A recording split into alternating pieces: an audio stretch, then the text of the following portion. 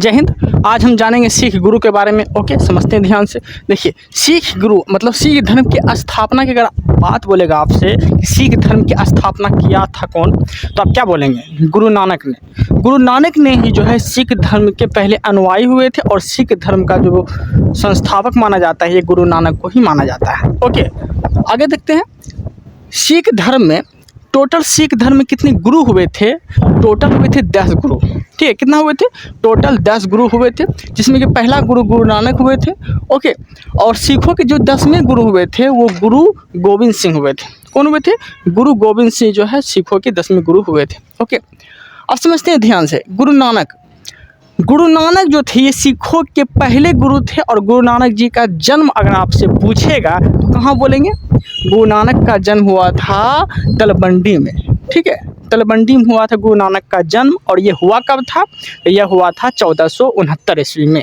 Okay, यहाँ तक कोई दिक्कत नहीं है। और तलवंडी जो पड़ता है ये तलवंडी पड़ता है पाकिस्तान में। तलवंडी कहाँ पड़ता है? पाकिस्तान में पड़ता है, ये बात याद रखिएगा। उसके बाद अगर मृत्यु की अगर बात बोलेगा आपसे कि गुरु नानक जी का मृत्यु हुआ था कहाँ पे, किस जगह हुआ था, तो करतारपुर नामक स्थान पे जो है गुरु नानक जी का मृत्यु हो गया था। करतारपुर नामक स्थान पे, कहाँ पे? तो डेरा बाबा एक स्थान पड़ता है, तो वहाँ पे जाके जो है करतारपुर के डेरा बाबा स्थान पे जाके कहा क्या हुआ था? गुरु नानक जी का मृत्यु हो गया था। ओके, यहाँ तो कोई दिक्कत नहीं है। अब देखते हैं आगे बोलेगा आपसे कि गुरु नानक जी के पिता का क्या नाम था? तो गुरु नानक जी का जो पिता का नाम था वह था कालू जी। क्या था? कालू जी। कालू जी जो थे वो गुरु नानक जी के पिता के नाम थे। ओके, आगे बोलेंगे आपसे कि गुरु नानक जी के माता का क्या नाम थे? तो क्या बोलेंगे? गुरु नानक जी के माता का नाम था तृप्ता। क्या थे? तृप्ता थी। ओके, गुरु नानक जी के माता का नाम क्या थी? तो तृप्ता थी। ओके, और पापा का नाम कालू जी और माता का नाम तृप्ता। और गुरु नानक जी का अगर पत्नी बोलेगा आपसे तो गुरु नानक जी का पत्नी का क्या नाम थी? तो पत्नी का नाम थी सुलक्षणी। कहते हैं ना, कुलक्षणी बोलते हैं आप लोग, कुछ लोग बोलते हैं कुलक्षणी, तो आप याद रखिएगा सुलक्षणी, शुभ सुलक्षणी। तो सुलक्षणी जो थे ये गुरु नानक जी के पत्नी जी का नाम थे। ओके, आगे गुरु नानक जी आपसे पूछेगा गुरु नानक जी किस जाति से थे? सबका एक जाति होता है ना, किस जाति से थे? तो जाति से थे खत्री। ठीक है, गुरु नानक जी जो थे ये खत्री जाति से थे। ओके, यहाँ तक कोई दिक्कत नहीं है। और आप जो है खत्री कह के एक क्वेश्चन याद भी रख सकते हैं। कौन सा क्वेश्चन? तो क्वेश्चन एक आपसे पूछेगा चंद्रकांता के लेखक कौन है? तो देवकी नंदन खत्री है। और गुरु नानक जी जो थे वो किस जाति से बिलोंग करते थे? तो वो खत्री जाति से बिलोंग करते थे। और चंद्रकांता के लेखक खत्री और जाति बोलेगा गुरु नानक का तो खत्री। ओके, आगे गुरु नानक जी का उपाधि। ठीक है, घरों में भी सबको उपाधि मिलता है ना, कुछ से कुछ भाई बहन होता है ना, कुछ से कुछ उपाधि दे देता है, कुछ से कोई नाम से पुकारने लगता है, समझते हैं। तो गुरु नानक जी का भी जो है उपाधि का नाम है, तो उपाधि का नाम क्या रखना है आपको याद?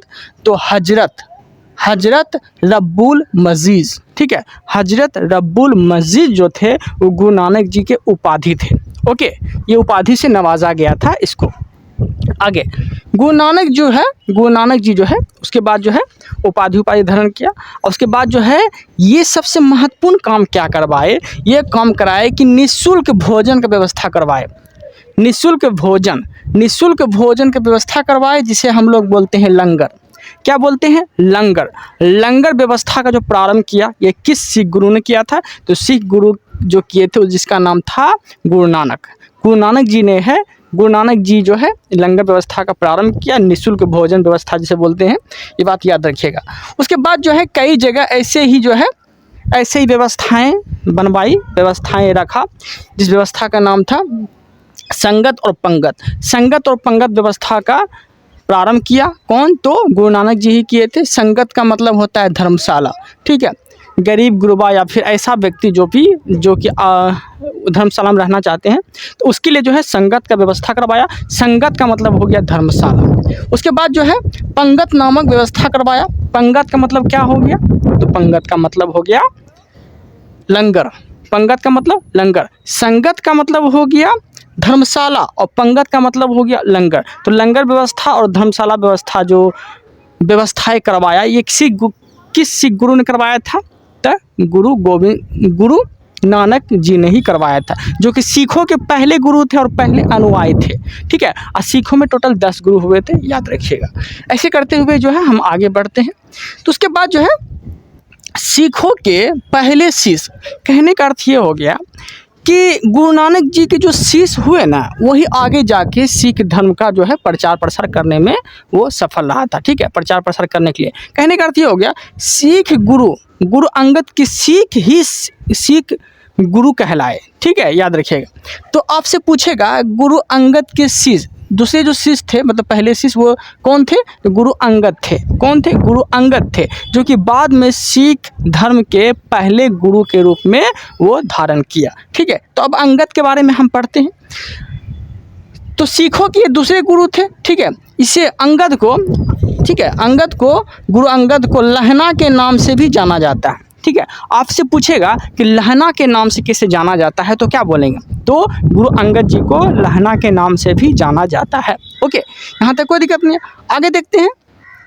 उसके बाद जो है गुरु अंगद जी ने निःशुल्क लंगर व्यवस्था को, कहने का अर्थ ये हो गया लंगर व्यवस्था तो गुरु नानक जी ने प्रारंभ कराया था। ठीक है, लेकिन निःशुल्क लंगर व्यवस्था था वो, तो उसको लंगर व्यवस्था को और भी अच्छे रूप से अस्थाई बनाने का जो काम किया था गुरु नानक के शिष्य ही, जिसका नाम था अंगद, जो बाद में जाके सिखों के दूसरे गुरु बने थे। तो वही जो है लंगर व्यवस्था को अस्थाई बनाने में काम किया।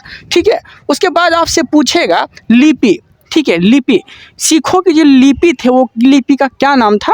तो लिपि का नाम था गुरुमुखी लिपि। जैसे हिंदी में होते हैं ना, हिंदी में कौन सी लिपि होते हैं? देवनागरी लिपि होते हैं।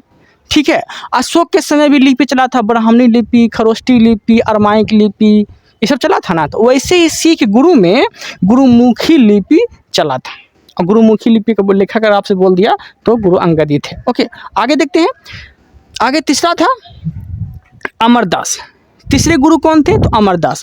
ये अमरदास के बारे में हम जानते हैं अब। तो अमरदास जो थे ये अकबर के समकालीन थे, अकबर के समकालीन। ठीक है, मतलब सम मतलब पास और कालीन मतलब टाइम पीरियड। ठीक है, तो अकबर के आसपास के काल को बोल सकते हैं आप। ठीक है, जिस वक्त अकबर का शासनकाल चल रहा था उस वक्त गुरु कौन थे? तो अमरदास थे। ओके, तो अकबर के समकालीन अगर आपसे बोलेगा सिखों के किस नंबर के गुरु अकबर के समकालीन थे, तो सिखों के तीसरे नंबर के गुरु जो थे जिसका नाम था अमरदास, वो जो है अकबर के समकालीन थे। ओके, यहाँ तक कोई दिक्कत नहीं। उसके बाद जो है इन्होंने, अमरदास ने, इन्होंने गोइंद बोल रहे हैं हम। ठीक है, अमरदास ने गोइंद नामक जगह में, जहाँ कहाँ पड़ता है? पाकिस्तान में पड़ता है। गोइंद नामक जगह में गद्दी स्थापित कराया। गोइंद नामक जगह में गद्दी स्थापित कराया। गद्दी मतलब क्या हो गया? कार्यालय होता है ना, तो वहाँ कार्यालय क्यों खोलते हैं? प्रचार प्रसार के लिए। तो वही जो है गद्दी स्थापित कराया गोइंद नामक स्थान पे। ठीक है, गद्दी स्थापित करने के लिए प्रत्येक गद्दी पर एक महंत स्थापित कर दिए, प्रत्येक गद्दी पे एक महंत दे दिए। क्यों दिए थे? ताकि सिख धर्म के प्रचार प्रसार करने के लिए जो है अपना अपना काम करे, अपना अपना योगदान दे अपने अपने क्षेत्र में। तो इसलिए जो है महंत स्थापित किए थे। यहाँ तक कोई दिक्कत नहीं है। ओके, उसके बाद जो है सिख धर्म के प्रचार प्रसार के लिए महंत स्थापित कर दिए थे। उसके बाद जो है अकबर जो है अमरदास से मिलने के लिए, अकबर जो है अमरदास से खुद मिलने के लिए कहाँ गए थे? तो गोविंद नामक जगह गए थे। तो आपसे क्वेश्चन पूछेगा कि अकबर जो थे वो किस सिख गुरु से मिलने के लिए गए थे, तो आप क्या बोलेंगे? तो अमरदास से मिलने गए थे। कहाँ पे? गोविंदपुर नामक जगह में। यहाँ तक कोई दिक्कत नहीं है, आगे बढ़ते हैं। ठीक है, मिलने गए थे। ओके, गोविंदपुर नामक अमरदास से मिलने गए थे। तो गोविंद वाले जो जगह पड़ता है, जो पाकिस्तान में पड़ता है। ओके, तो वहाँ पे जो है अमरदास ने क्या बनवाया था? तो बाबरी का स्थापित किया। गोविंद नामक जगह में बाबरी का स्थापित किया। बाबरी मतलब हो गया तालाब का स्थापित कहाँ पे किया था? गोविंद नामक जगह में। किस व्यक्ति ने? तो अमरदास ने किया था। ठीक है, यहाँ तक कोई दिक्कत नहीं, तालाब बनवाया था। ओके, उसके बाद आपसे पूछेगा अमरदास ने लंगर व्यवस्था को, क्योंकि लंगर व्यवस्था प्रारंभ किसने किया था? प्रारंभ किया था गुरु नानक ने, अस्थाई बनाया गुरु अंगद ने, लेकिन तीसरे गुरु जो थे अमरदास, ये क्या किया लंगर व्यवस्था में, ये नियम कानून बना दिया। लंगर व्यवस्था को प्रचलित बनाने के लिए नियम बना दिया, प्रचलित बनाने के लिए नियम बना दिया। कहने का अर्थ ये हो गया कि लंगर व्यवस्था में क्या होता है, ये खान पान जो है खिलाया जाता है। तो उसमें कुछ लोग रईस लोग जो होते हैं ना, वो कहते हैं कि नहीं हम ये भोजन नहीं खाएंगे हम, ठीक है, भोजन नहीं खाएंगे हम खाते हैं कैसा भोजन, यहाँ कैसा भोजन होगा नहीं होगा। तो ये सब भावना रखने वाले लोग के लिए एक व्यवस्था क्या किया गया कि आप अगर लंगर का खाना नहीं खाते हैं तो आपको जो है सिख गुरु से मिलने के लिए आपको आदेश नहीं दिया जाएगा, आपको गुरु से मिलने के लिए नहीं दिया जाएगा। अगर आप लंगर का भोजन खाते हैं तब आपको गुरु से मिलने के लिए आपको दिया जाएगा। तो इस मजबूरी में बड़े बड़े लोग जाके फिर लंगर का भोजन खाते थे, तब जाके वो गुरु से शिक्षा ले सकते हैं या फिर गुरु का दर्शन कर सकते हैं। तो ये सब व्यवस्था इसलिए बनाया गया था ताकि सभी लोग जो है लंगर भोजन का आनंद ले और उसको प्रसाद के समझ के खाए। ठीक है, आगे देखते हैं। तो समझ में आ गया क्यों प्रचलित किया था, क्यों नियम कानून बनाया था। आगे अमरदास ने लंगर व्यवस्था को प्रचलित किया, ठीक है। उसके बाद अमरदास की पुत्री थी, अमरदास की पुत्री, जिसका क्या नाम थे, जिसका नाम थी बीबी भानी। अमरदास की पुत्री के नाम थी बीबी भानी, ठीक है। बीबी भानी का जो विवाह होता है वह हो जाता है सिखों के चौथे गुरु से, जिसका नाम रहता है रामदास, ठीक है। तो बीबी भानी का विवाह जो है रामदास से हो जाता है, ओके। और बीबी भानी जो है किसकी पुत्री रहती है, तो वह रहती है अमरदास की, ठीक है, अमरदास की पुत्री रहती है। तो अमरदास से विवाह हो जाता है बीबी भानी का, ठीक है। बीबी भानी को जो है गिफ्ट के तौर पे अकबर जो है 500 बीघा ज़मीन देता है। बीबी भानी को अकबर ने 500 बीघा ज़मीन देता है, ठीक है। ये बात याद रखिएगा। आपसे क्वेश्चन पूछेगा अकबर ने किसको 500 बीघा ज़मीन दिया था, तो आप क्या बोलेंगे, बीबी भानी को। और बीबी भानी किसकी पुत्री थी, तो अमरदास की पुत्री थी। और किसकी पत्नी थी, तो रामदास की पत्नी थी, ओके। यहाँ तक कोई दिक्कत नहीं। अब समझते हैं आगे। अब देखते हैं रामदास के बारे में। आप बताइए कि पत्नी को अगर कोई गिफ्ट मिलता है तो कहीं ना कहीं उसके हस्बैंड का ही अधिकार होता है, ठीक है।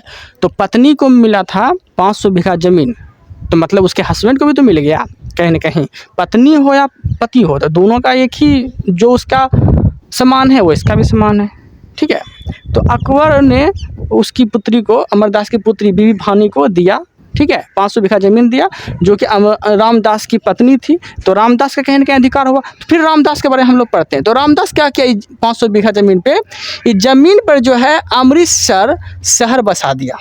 यही 500 बीघा ज़मीन पे जो है अमृतसर शहर का निर्माण कर दिया। तो आपसे क्वेश्चन पूछेगा कि अमृतसर का निर्माण किस सिख गुरु ने करवाया था, तो क्या बोलेंगे, तो सिखों के चौथे गुरु, जिसका नाम था अमरदास। अमरदास ने जो है 500 बीघा ज़मीन पे अमृतसर शहर का निर्माण करा दिया, ठीक है, शहर बसा दिया।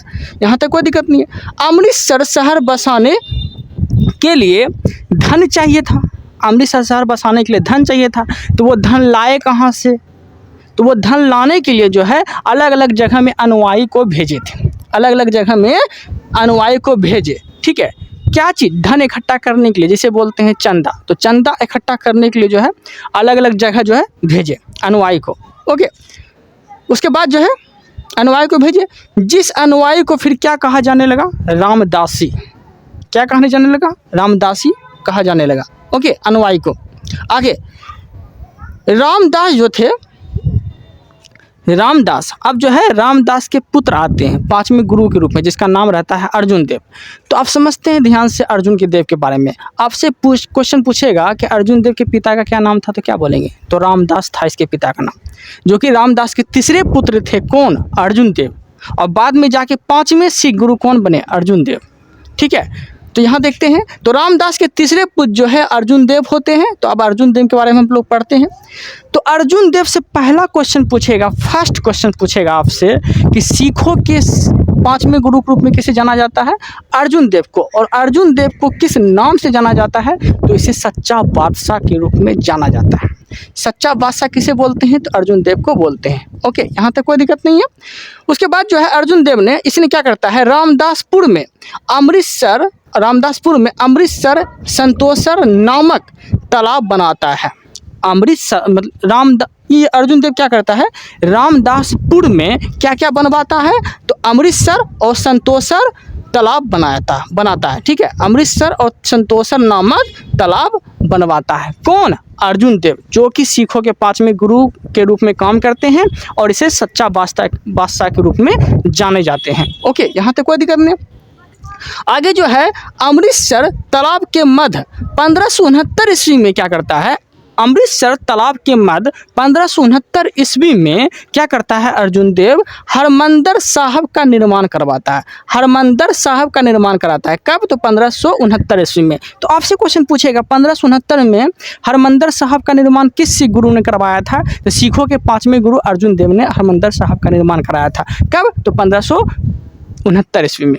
1569 ईस्वी में ओके करवाता है। इससे पहले जो है हरमंदर साहब की नींव अर्जुन देव तो बाद में कराया, लेकिन इससे पहले नींव रख चुका था कोई व्यक्ति। ठीक है, हरमंदर साहब की पहला नींव कौन रखा था? तो हरमंदर साहब के पहला नींव जो रखा था वो कादरी संप्रदाय के मीर मियाँ रखा था। ठीक है, हरमंदर साहब का निर्माण कराया था गुरु अर्जुन देव ने 1569 ईस्वी में, लेकिन इसकी नींव किसने रखी थी? तो मियाँ मीर ने रखी थी, जो कि कादरी संप्रदाय के थे, पहले ही रख दिया था। ओके, यहाँ तक कोई दिक्कत नहीं। उसके बाद आपसे क्वेश्चन पूछेगा, अर्जुन देव ने 1595 ईस्वी में ब्यास नदी के किनारे गोविंदपुर इस तरह के नगर बसाने वाले अनुयायी को मेवरा कहा जाता है।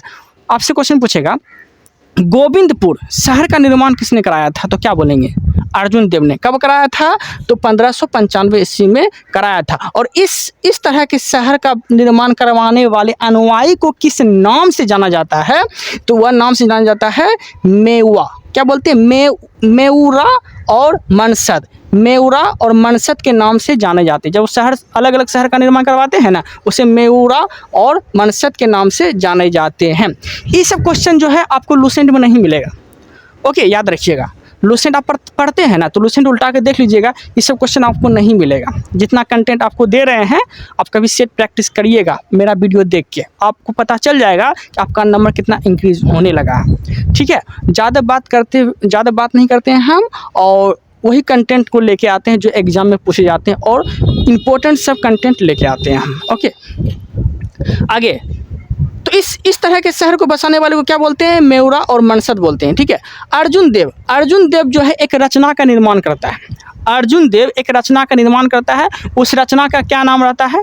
तो आदि ग्रंथ की रचना अगर आपसे बोलेगा किसने किया था, किस सिख गुरु ने किया था, तो सिखों के 5वें गुरु अर्जुन देव ने आदि ग्रंथ का रचना किया था। और ये किया कब था? तो यह किया था 1604 ईस्वी में आदि ग्रंथ की रचना किया था। ओके, उसके बाद जो है अर्जुन देव की मृत्यु हो जाती है। कब? तो 1606 ईस्वी में। एक्चुअली इसका मृत्यु होता नहीं है, मृत्यु करवा दिया जाता है। किसके द्वारा? तो जहांगीर के द्वारा जो है अर्जुन देव का मृत्यु करवा दिया जाता है। क्यों मारता है, क्यों करवाता है अगर जहांगीर ने अर्जुन देव का मृत्यु? वो इसलिए करवाता है कि खुसरो को शरण दिया था। ये जो है ना, जहांगीर ने खुसरो को शरण दे दिया था। खुसरो को जब शरण दिया था ना, तो जहांगीर को ये बात अच्छा नहीं लगा और जहांगीर ने जो है अर्जुन देव को मरवा दिया था। ठीक है, आगे छठा जो गुरु आते हैं वो आते हैं हरगोविंद। छठा, सिख धर्म के छठे गुरु के रूप में किसे जाने जाते हैं? तो हरगोविंद जाने जाते हैं। ठीक है, तो अब हरगोविंद के बारे में जानते हैं। हरगोविंद को आपसे बोलेगा कि ये जो है पहले गुरु हुए, सिखों के छठे गुरु गोविंद सिंह थे। और गुरु गोविंद सिंह जो है ये पहले गुरु ऐसे हुए जो कि सैनिक भावना को बढ़ावा दिया और शस्त्र धारण किया था। कोई सैनिक लोग हैं तो उसको बढ़ावा दिया कि हाँ तुम तलवारबाजी करो, ये सब चीज़ करो, बहुत अच्छा काम कर रही हो, उसके तौर पे जो है ये शस्त्र धारण किया था पहले। तो आपसे क्वेश्चन पूछेगा सिखों के वो पहले गुरु का क्या नाम था जो कि पहली बार शस्त्र धारण किया था? तो क्या बोलेंगे? तो आप बोलिएगा सिखों के वो छठे गुरु थे, लेकिन पहले गुरु के रूप में जो काम किए थे वो हरगोविंद सिंह थे, जो कि शस्त्र धारण किया था। ऐसे गुरु पूछ लिया ओवरऑल किस नंबर के गुरु थे, छठे, लेकिन छठे गुरु में पहले गुरु के रूप में वो क्या काम किए, तो क्वेश्चन आपसे से पूछेगा, पहला क्वेश्चन पूछेगा आपसे कि पहले गुरु का नाम बताइए, वो पहले गुरु कौन थे जो कि पहली बार शस्त्र धारण किया था, तो हरगोविंद थे। ठीक है, ऐसे ओवरऑल पूछेगा तो छठे गुरु बोलिएगा, लेकिन शस्त्र धारण करने में ये पहले गुरु थे। ओके, आपसे क्वेश्चन पूछेगा ये कीरतपुर शहर बसाया था, कीरतपुर शहर बसाया था कौन, तो गुरु हरगोविंद ने क्या बसाया था, कीरतपुर शहर बसाया था। ओके, ये जो है सैनिक अनुयायी के धन के बदले क्या लेता था, सैनिक से धन नहीं लेता था, सैनिक और अनुयायी से धन नहीं लेता था, इसके बदले वो क्या लेते थे, वो लेते थे शस्त्र, वो शस्त्र प्राप्त करते थे। ठीक है, शस्त्र धारण करते थे, शस्त्र प्राप्त करते थे। ठीक है, उसके बाद जो है इसकी मृत्यु सन 1645 ईस्वी में हो जाती है। किसकी मृत्यु, हरगोविंद सिंह की मृत्यु जो है 1645 में हो जाती है। कहाँ पे, तो कीरतपुर नामक शहर में ही इसकी मृत्यु हो जाती है। ओके, अब सातवें गुरु देखते हैं। सातवें गुरु जो होते हैं, ये सातवें गुरु के रूप में जो है हर्राय काम करते हैं। ठीक है, छठे गुरु गोविंद, छठे गुरु हरगोविंद सिंह, सातवें गुरु हर्राय। तो गुरु हर्राय के बारे में आप जानते हैं। गुरु हर्राय इन्होंने क्या किया, गुरु हर्राय इन्होंने सैनिक शिक्षा प्रदान की, इन्होंने पहली बार सैनिक शिक्षा प्रदान की, और इसके समय में उत्तराधिकार का युद्ध भी हुआ था। ठीक है, गुरु हर्राय के समय में उत्तराधिकार का युद्ध भी हुआ था, औरंगजेब के समय और किसके समय, और दारा सिक्कों के समय, औरंगजेब के समय और दारा सिक्कों के समय उत्तराधिकार के लिए युद्ध चला था। उत्तराधिकार का युद्ध का मतलब ये हो गया कि कौन उत्तराधिकारी बनेगा, गद्दी के लिए युद्ध चला था। किसके समय, तो आपसे क्वेश्चन पूछेगा कि किसके समय उत्तराधिकार का युद्ध हुआ था, किस गुरु के समय उत्तराधिकार का युद्ध हुआ था, तो गुरु हर्राय के समय जो है उत्तराधिकार का युद्ध हुआ था। किसके बीच, औरंगजेब और दारा सिक्कों के बीच हुआ था। ठीक है, और युद्ध का नाम क्या था, तो एक ट्रिक के माध्यम से आपको समझाने का प्रयास करते हैं, बाग सात देव। ठीक है, तो पहला युद्ध हुआ था उत्तराधिकार के युद्ध में बहादुरगढ़ का युद्ध। ठीक है, फिर धर्मत का युद्ध, तीसरा सामूगढ़ का युद्ध, और चौथा देवराय का युद्ध। ठीक है, ये चीज़ याद रखिएगा। ओके, बहादुरगढ़ का युद्ध 1658, धर्मत का युद्ध 1658, सामूगढ़ का युद्ध भी जो है 1658 में ही हुआ था, और देवराय का युद्ध जो है, ठीक है, ये 1659 में हुआ था। ओके, इस तरह से आप याद रख सकते हैं। ओके, अब देखते हैं आगे। सातवां गुरु जो है वो हर्राय होते हैं। ठीक है, इसे जो है हर्राय से मतलब मिलने के लिए औरंगजेब बुलाया था। ठीक है, हर्राय से मिलना चाहते थे कौन, औरंगजेब। ठीक है, लेकिन हर्राय जो है वो खुद नहीं जाते हैं। यहाँ से क्वेश्चन समझिएगा, हर्राय को मिलने के लिए बुलाता है औरंगजेब दिल्ली की, आप दिल्ली आओ, मुझे आपसे मिलना है। किसको बुलाया था, हर्राय को। लेकिन हर्राय जो है, गुरु हर्राय जो, ये खुद नहीं जाते हैं, ये अपने बड़े बेटे राम राय को भेजते हैं, ये अपने बड़े बेटे राम राय को भेजते हैं। ठीक है, जब राम राय जब औरंगजेब के दरबार में जाता है तो राम राय से जो है औरंगजेब बहुत प्रभावित होते हैं, बहुत खुश होते हैं, या फिर ऐसा कुछ काम किया था। ठीक है, जो कि राम राय से बहुत ज़्यादा औरंगजेब खुश हुए थे। ठीक है, लेकिन औरंगजेब तो खुश हुए थे, लेकिन उसके पिताश्री जो थे हर्राय, ठीक, राम राय के पिताश्री हर्राय, वो जो है खुश नहीं हुए थे, उसके बेटा के, अपने बेटा के कार्यों से वो खुश नहीं हुए थे। ठीक है, वो खुश हुए नहीं थे, इसलिए जो है राम राय को अपने बाद गद्दी जो दिया था वो छोटे बेटे को दे दिया था। ठीक है, कहने का अर्थ ये हो गया कि हर्राय के बाद गद्दी पे कौन बैठता, उसका बड़ा बेटा बैठना चाहिए, लेकिन बड़ा बेटा से राम राय से नाखुश हो गया था इसका पिताश्री हर्राय। ठीक है, तो उसके बाद जो है अपने छोटे बेटे को राजगद्दी दे के वो बैठा देता है इसको। ठीक है, और छोटे बेटे का क्या नाम रहता है, हरकिशन। छोटे बेटे का क्या नाम रहता है, हरकिशन। ओके, यहाँ तक कोई दिक्कत नहीं है। तो राम राय गद्दी पे बैठता नहीं है, उसका जो है छोटा भाई हरकिशन गद्दी पे बैठता है, जो कि सिखों के बाद में कम्मे नंबर गुरु बन जाते हैं, तो सिखों के 8वें नंबर के गुरु बन जाते हैं। ठीक है, सिखों के 8वें नंबर के गुरु बन जाते हैं, यहाँ तक कोई दिक्कत नहीं। अब जो है हरकिशन अपना उत्तराधिकार जो है के रूप में काम करना स्टार्ट कर देता है। कौन, तो हरकिशन। ओके, आपसे क्वेश्चन पूछेगा, उसके बाद जो है, उसके बाद उसके बाद जो है हरकिशन के बाद अगला गुरु आता है नुम्मा तेग बहादुर। अगला गुरु कौन आता है? तेग बहादुर। ठीक है, इसकी मृत्यु जो है इस्लाम धर्म ना स्वीकार करने पे औरंगजेब द्वारा करवा दिया जाता है। ठीक है, सिखों के जो 9वें गुरु होते हैं तेग बहादुर, ठीक है, औरंगजेब बोलता है कि तुम इस्लाम धर्म कबूल करो, इस्लाम धर्म स्वीकार करो, लेकिन ये इस्लाम धर्म स्वीकार करते नहीं हैं, जिस वजह से जो है औरंगजेब जो है 1675 ईस्वी में तेग बहादुर की मृत्यु करवा दिया जाता है। ओके, यहाँ तक कोई दिक्कत नहीं। आगे देखते हैं। इन्होंने 5 दिन यातना सहा था। जब इसको सिखों के 9वें ग्रुप को जब बता रहा था कि तुम इस्लाम धर्म स्वीकार करो, बहुत इसको सताया गया, तो 5 दिन आप बोलेगा आपसे कि कितने दिन यातना सहा था। ठीक है, कष्ट सहा था, तो 5 दिन इसका यातना सहा था, याद रखिएगा। ओके, उसके बाद जो है सिखों के 10वें गुरु आते हैं, जिसका नाम रहता है गुरु गोविंद सिंह। इसका क्या नाम रहता है? गुरु गोविंद सिंह नाम रहता है। ओके, और गुरु गोविंद सिंह का जन्म कब हुआ था? तो 1666 में जो है गुरु गोविंद सिंह का जन्म होता है। कहाँ पे? तो पटना नामक जगह में गुरु गोविंद सिंह का जन्म होता है। ओके, आपसे क्वेश्चन एक और पूछ लेगा, गुरु तेग बहादुर के पिता का क्या नाम रहता है? गुरु तेग बहादुर के पिता का नाम रहता है गुरु हरगोविंद सिंह, जो सिखों के 6ठे नंबर के गुरु थे। सिखों के 6ठे नंबर गुरु थे गुरु हरगोविंद सिंह। ठीक है, याद रखिएगा। और गुरु हरगोविंद सिंह के बेटा का क्या नाम रहता है? तो तेग बहादुर। ओके, अब जो है गुरु का क्रम देख लेते हैं। पहला गुरु गुरु नानक, दूसरा गुरु अंगद, तीसरा गुरु अमरदास, चौथा गुरु रामदास, 5वां गुरु अर्जुन देव, 6ठे गुरु हरगोविंद, 7वें गुरु हर्रा, 8वें गुरु हरकिशन, 9वें गुरु तेग बहादुर, 10वें गुरु गुरु गोविंद सिंह। ठीक है, तो आप देखिए कौन क्वेश्चन में फंसेंगे। 1 से लेकर 5 तक आपको कोई प्रॉब्लम नहीं होगा। ठीक है, 1 से लेकर 5 तक आपको कोई प्रॉब्लम नहीं होगा। प्रॉब्लम किस में होने वाला है आपको? तो हरगोविंद, हर्रा किशन, हरगोविंद, हर्रा और हरकिशन में आपको प्रॉब्लम होने वाला है। ठीक है, याद रखिएगा, इसलिए आपको याद करने का प्रयास करते हैं। हरगोविंद में बिंद याद रखिएगा, बिंद। हर्रा में रा याद रखिएगा। ठीक है, और हर में किशन याद रखिएगा। ठीक है, तो याद क्या रखेंगे? हरगोविंद राय किशन। ठीक है, हरगोविंद पूरा याद रखिएगा, हरगोविंद राय किशन, हरगोविंद राय किशन। हरगोविंद 6ठे नंबर के, राय 7वें नंबर के, और 8वें जो है किशन। तो हरगोविंद राय किशन आप इस तरह से याद रख सकते हैं। ओके, कोई डाउट अगर रह जाता है तो आप जो है कमेंट कर दीजिएगा, हम और भी अच्छे तरीक़ा से समझाने का प्रयास करेंगे। ओके, आप लोग को मेरा कंटेंट अगर अच्छा लग रहा है तो चैनल को सब्सक्राइब कर लीजिएगा, ताकि मेरा कंटेंट जो है आप तक पहुंच सके। Okay, thank you, thanks for watching.